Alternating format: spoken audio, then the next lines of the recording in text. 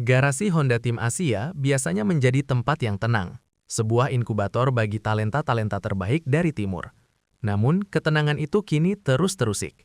Setiap kali Veda Ega Pratama kembali ke pit setelah sesi latihan, selalu ada wajah-wajah asing yang berdiri di depan garasi dengan mengenakan seragam tim rival. Mereka bukan di sana untuk menonton, mereka di sana untuk mengobservasi. Mereka membawa buku catatan, memantau telemetri dari kejauhan, dan yang paling penting, mereka memantau bahasa tubuh sang pembalap muda saat berbicara dengan krunya. Pihak ARC atau Honda Racing Corporation mulai merasakan kegelisahan yang mendalam. Sejarah mencatat bahwa Honda memiliki rekam jejak yang sulit dalam mempertahankan talenta muda mereka ketika motor mereka tidak berada di performa puncak.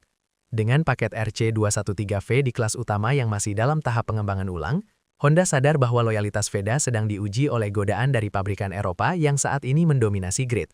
Tekanan mulai merayap ke meja Hiroshi Ayoma.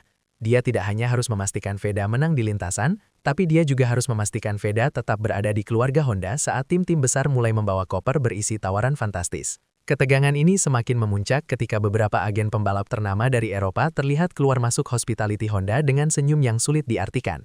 Di pedok, senyum seperti itu biasanya berarti satu hal. Sebuah kesepakatan sedang dimasak secara rahasia. Publik mulai bertanya-tanya, apakah Honda sanggup memagari aset berharganya? Ataukah kita akan melihat sebuah perpindahan besar yang akan mengguncang sejarah balap motor Asia? Namun, di tengah semua pengintaian ini, satu hal menjadi jelas. Tim-tim elit tidak lagi menunggu Veda untuk membuktikan dirinya di Moto2. Mereka ingin dia sekarang, sebelum harganya menjadi tak terjangkau. Hiroshi Ayoma bukan orang baru dalam politik kejam MotoGP. Sebagai mantan juara dunia, dia tahu betul bagaimana rasanya menjadi pusat perhatian di bursa transfer. Strateginya saat ini jelas, protokol Ayoma. Dia berusaha sekuat tenaga untuk menjauhkan Veda dari hiruk-pikuk media dan spekulasi transfer. Veda dilarang memberikan komentar mengenai masa depannya, dan akses media ke garasinya diperketat. Namun, semakin keras mereka mencoba menyembunyikan sesuatu, semakin besar rasa penasaran pedok. Di balik layar, eksekutif ARC di Jepang dikabarkan telah mengadakan rapat darurat. Mereka menyadari bahwa kontrak Veda yang sekarang tidak lagi cukup kuat untuk melindunginya dari terkaman tim-tim besar. Rumornya, sebuah revisi kontrak jangka panjang dengan nilai yang setara dengan pembalap papan atas kelas menengah telah disiapkan.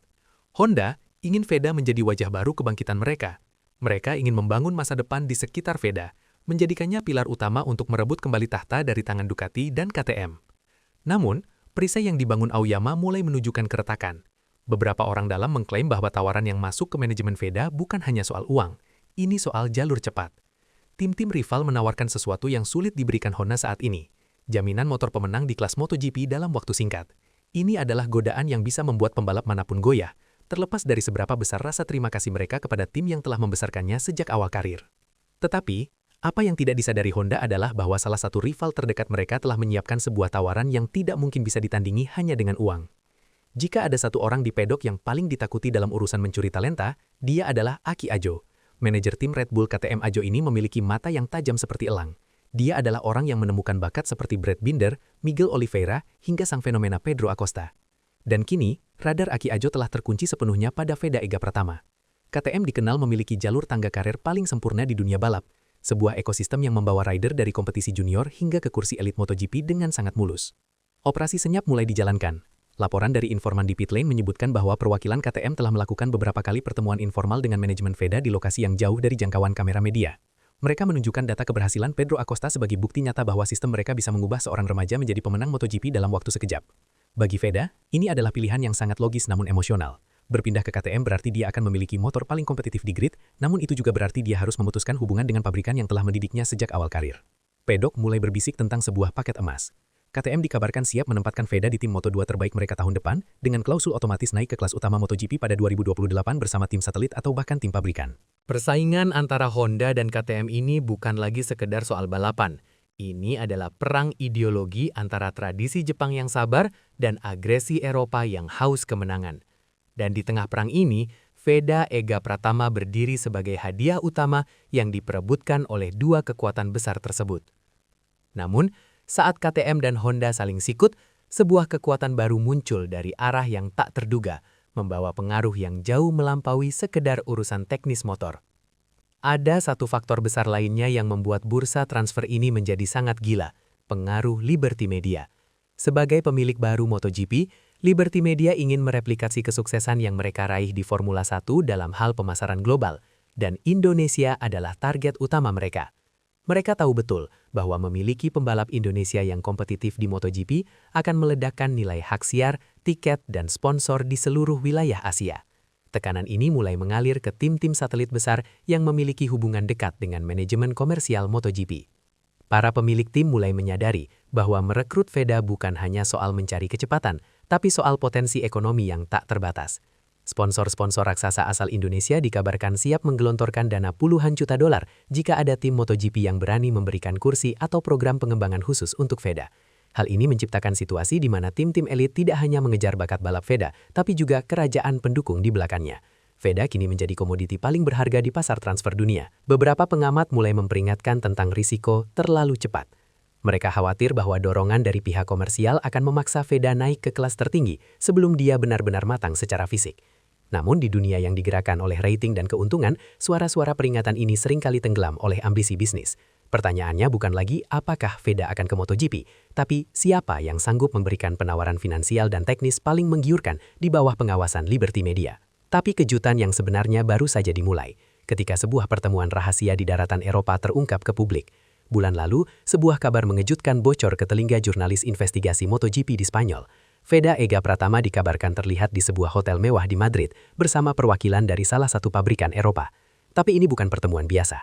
Spekulasi liar pun bermunculan. Apakah ini Aprilia yang sedang mencari darah muda? Ataukah sebuah proyek baru yang didukung oleh investor raksasa? Pertemuan ini dilakukan dengan tingkat kerahasiaan yang sangat tinggi. Bahkan kabarnya tanpa sepengetahuan beberapa petinggi timnya yang sekarang.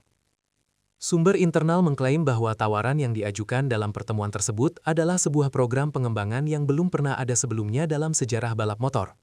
VEDA ditawarkan akses ke pusat pelatihan rahasia, pelatih fisik tingkat dunia, dan dukungan teknis yang setara dengan tim pabrikan meskipun dia masih di kelas junior. Ini bukan sekedar kontrak balap, ini adalah investasi untuk menciptakan ikon global baru. Kabarnya, nilai kontrak ini bisa membuat VEDA menjadi salah satu atlet muda dengan bayaran tertinggi di Asia dalam waktu semalam. Twist sesungguhnya adalah keterlibatan seorang legenda hidup MotoGP yang dikabarkan menjadi penasihat bayangan bagi VEDA. Legenda ini membisikkan bahwa di dunia ini, loyalitas itu penting, tapi waktu tidak akan menunggu siapapun.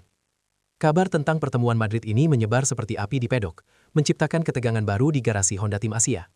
Hiroshi Ayoma terlihat sangat dingin dalam beberapa kesempatan, sebuah tanda jelas bahwa dia menyadari ada pergerakan besar yang terjadi di luar kendalinya dan luar kendali Honda.